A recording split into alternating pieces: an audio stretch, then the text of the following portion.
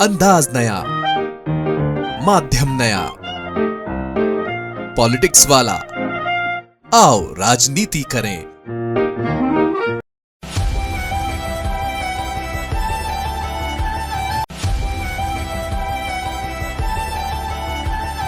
यदि आपके बच्चे कोचिंग क्लासों में पढ़ते हैं, वे आईआईटी और जेईई की तैयारी कर रहे हैं, तो आपको ये वीडियो जरूर देखना चाहिए।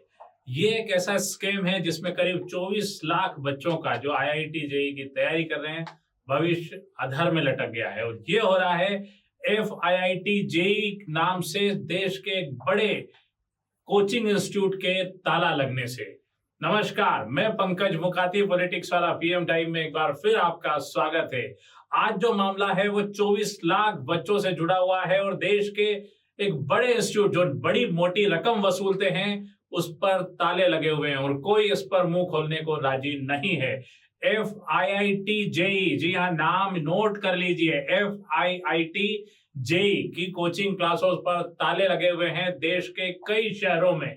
इंदौर, भोपाल, जयपुर और उत्तर प्रदेश के कई शहरों में, नागपुर सहित FIIT जेईई की कोचिंग क्लासों पर ताले लटके हुए हैं। जबकि ये संस्थान साल भर की फीस एक मुश्त ले चुका है, फिर भी इसके इंस्टीट्यूट पर ताले डले हैं। छात्र यहाँ वहां भटक रहे हैं, पेरेंट्स भी भटक रहे हैं। यदि आपके बच्चे भी किसी कोचिंग क्लास में जाते हैं तो इसको जरूर देखिए और समझिए। सबसे बड़ी बात, इन शहरों में, इंदौर, भोपाल, नागपुर और जयपुर, इन चारों शहरों में कोई भी यानी कोई भी अफसर या मंत्री इस बात पर मुंह खोलने को राजी नहीं है कि FIIT जेईई के बंद होने से छात्रों को जो असर पड़ रहा है उस पर वो क्या कार्रवाई करेंगे।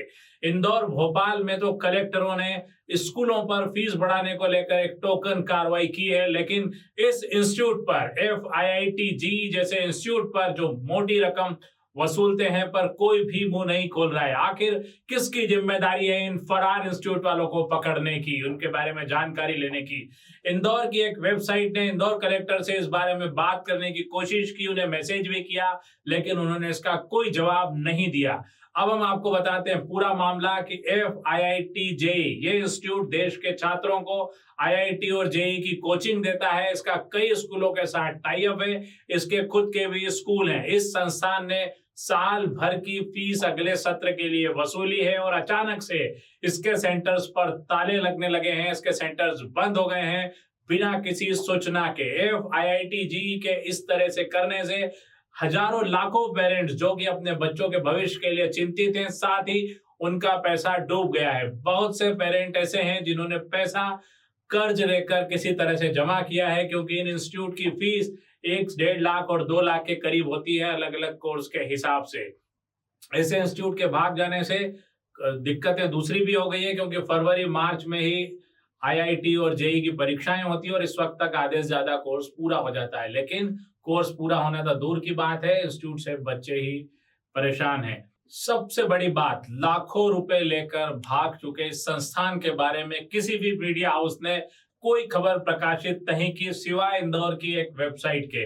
आखिर क्यों मीडिया हाउस जो हमेशा जनहित और जन सरोकार की बात करते हैं ऐसे मामलों पर पीछे हट गए? सीधी सी बात है कि देश के तमाम बड़े मीडिया हाउस, खासकर मध्य प्रदेश के जो देश के नंबर 1 और नंबर 2 अखबार कहलाते हैं, उन्होंने भी इस पर चुप्पी साध ली। एक लाइन तक इन अखबारों में नहीं छपी। इन अखबारों में चूंकि FIIT जेईई के पन्ना भर भर के विज्ञापन आते हैं, लाखों रुपए के पैकेज होते हैं, ऐसे में ये अखबार क्यों किसी छात्र की पैरवी करने लगे या इंस्टीट्यूट के खिलाफ बोलकर अपने पैसे का नुकसान करेंगे? आप समझ लीजिए कि ये वही मीडिया हाउस है जो रात दिन जन सरोकार की पत्रकारिता, सच बेधड़क जैसे नारे लगाते हैं, विज्ञापन देते हैं और कहते हैं कि जनता की मर्जी चलेगी। लेकिन इन संस्थानों में एक लाइन भी नहीं छपी, उल्टे लगातार ये ऐसे इंस्टीट्यूट को प्रमोट करते हैं, कोचिंग संस्थाओं को प्रमोट करते हैं, और इनमें से कुछ अखबार तो अपने खुद के कोचिंग क्लास और स्कूल भी चलाते हैं। इन्होंने तक कोई आवाज नहीं उठाई। ऐसे में सोशल मीडिया के जरिए और कुछ वेबसाइट्स के जरिए ये स्कैम सामने आया है। FIIT जेईई की इस परीक्षा की तैयारी के लिए कुल फीस साल भर की 2,27,000 रुपए, हॉस्टल और अन्य खर्चे अलग हैं। एक तरह से ये पूरी फीस डूब गई है पेरेंट्स की और बच्चों का भविष्य भी खतरे में आ गया है। अब हम आपको बताते हैं कि जब इंस्टीट्यूट से बात करने की कोशिश करो तो कोई भी व्यक्ति जो 4 नंबर इंस्टीट्यूट ने जारी किए हैं, 4 जिम्मेदार लोगों के, जिन्हें जिम्मेदार उन्होंने बताया है कि इनसे बात की जा सकती है, उस नंबर पर कोई कॉल रिसीव नहीं करता है। हमने कई बार कोशिश की लेकिन किसी ने भी कॉल रिसीव नहीं किया। यहाँ पर सबसे बड़ी बात यह है कि जो ऑप्शन पेरेंट्स को दिए जा रहे हैं, उन्हीं पेरेंट्स को जो कहीं अप्रोच लगाकर पहुंच पा रहे हैं इंस्टीट्यूट तक, क्योंकि इंस्टीट्यूट पर ताला लग चुका है तो पेरेंट्स इस बात की गुहार किससे लगाएं। पेरेंट्स बड़ी मुश्किल में है, वो जैसे तैसे मेल या फोन से दिल्ली ऑफिस में कर रहे हैं। तो एक प्रेस नोट FIITJEE ने जारी किया है जो बेहद शर्मनाक और मजाक जैसा है छात्रों के साथ। इसमें यह कहा गया है कि जिस शहर में इंस्टीट्यूट बंद हो गए हैं या उन पे ताले लग गए हैं, वहां के छात्र दिल्ली या नोएडा सेंटर में आकर पढ़ाई कर सकते हैं। अब आप सोचिए कि इंदौर, भोपाल, उज्जैन, ग्वालियर जैसे शहरों में रहने वाले छात्र दिल्ली, नोएडा में जाकर पढ़ाई करेंगे तो उनके स्कूल की पढ़ाई का क्या होगा, क्योंकि अक्सर ये 11वीं या 12वीं के छात्र होते हैं। तो ये एक तरह से टालने वाली और ना समझी वाली बात है जो इस इंस्टीट्यूट ने कही। उसे पता है कि कोई भी छात्र अपने स्कूल की पढ़ाई छोड़कर नोएडा के सेंटर में पढ़ने नहीं आएगा, और नोएडा या दिल्ली के सेंटर्स पर रहकर पढ़ना और कितना महंगा होगा।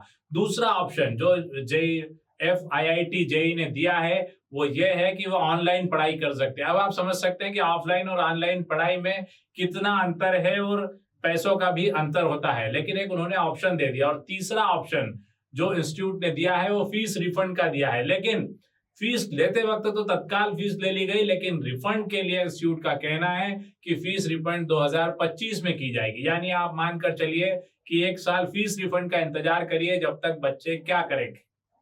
हमारी ये गुजारिश है कि इस प्रदेश के, मध्य प्रदेश के शिक्षा मंत्री और देश के HRD मिनिस्टर धर्मेंद्र प्रधान इस मामले में क्या FIITJEE पर कोई कार्रवाई करेंगे या देश के कोचिंग संस्थान ऐसे ही लूटते रहेंगे। नीट, नेट, PSC जैसी संस्थाओं में धांधली और विवाद तो हो ही रहा है, दूसरी तरफ प्राइवेट कोचिंग क्लास इस तरह से छात्रों को और जनता को लूट रहे हैं। क्या धर्मेंद्र प्रधान इस बारे में कुछ कहेंगे?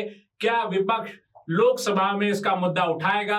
क्या FIITJEE में लूटे गए छात्र और उनके पेरेंट्स के प्रति किसी की कोई जवाबदेही बनती है, या सब अपनी जेबें भरते रहेंगे? मीडिया, सरकार, सब पर यह है सवाल। इवन मध्य प्रदेश के उच्च शिक्षा मंत्री और स्कूल शिक्षा मंत्री को भी इस पर एक्शन लेना चाहिए। क्या वो स्कूल जो इनके साथ टाई अप है, इंदौर के 2 स्कूल, इंदौर पब्लिक स्कूल और मेडिकेप्स का FIITJEE जैसे संस्थान से टाई अप है, और फीस डूबने पर इन स्कूलों ने हाथ खड़े कर दिए कि हमारा कोई लेना देना नहीं। क्या इन पर कलेक्टर इंदौर आशीष सिंह कोई कार्रवाई करेंगे? क्या ऐसे संस्थानों पर भोपाल कलेक्टर कौशलेंद्र प्रताप सिंह कोई कार्रवाई करेंगे? बहुत उम्मीद कम है और कोई भी मीडिया हाउस इस खबर को नहीं दिखाएगा। इसलिए आगे से जब भी आप कोई खबर देखें तो सोचे समझें कि ये मीडिया हाउस सिर्फ पैसे कमाने के लिए इस तरह की खबरें लगाते हैं। उनका अपना कोई जन सरोकार नहीं है, न ही कोई सच बेधड़क है। इस बारे में कई पेरेंट्स ने हमसे शिकायत की है, और सबसे पहले ये स्कैम कैसे उजागर हुआ इसकी बात करते हैं। इंदौर कलेक्टर के सामने जन सुनवाई में कुछ पेरेंट्स पहुंचे और उन्होंने ये मामला रखा कि FIITJEE की कोचिंग संस्थानों पर ताले लग गए हैं और हमारे लाखों रुपए लेकर वो फरार हो गए, बच्चों का क्या होगा। इस पर अभी तक क्या कार्रवाई हुई किसी को नहीं पता।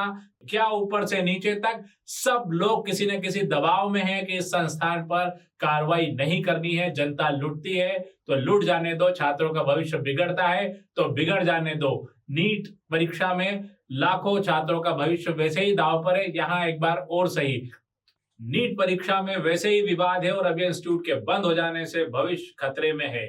हम इस पर और आपको विस्तार से बताते हैं कि किन शहरों में बंद हो चुके हैं इंस्टीट्यूट, और उस पर हम बात करते हैं। FIITJEE का इंस्टीट्यूट इंदौर में बंद हो चुका है, भोपाल में कोई फोन नहीं उठा रहा है, यहाँ भी बंद है। नागपुर में इंस्टीट्यूट बंद हो चुका है, जयपुर में इंस्टीट्यूट बंद हो चुका है, और उत्तर प्रदेश के कई शहरों में ये इंस्टीट्यूट बंद हो चुके हैं। अब इस पर कार्रवाई होती है या नहीं होती है देखना होगा, लेकिन ये बच्चों के साथ एक खिलवाड़ है।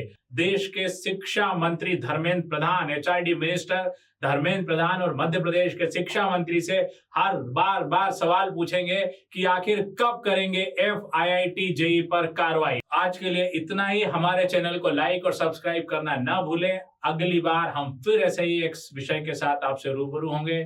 धन्यवाद, शुक्रिया।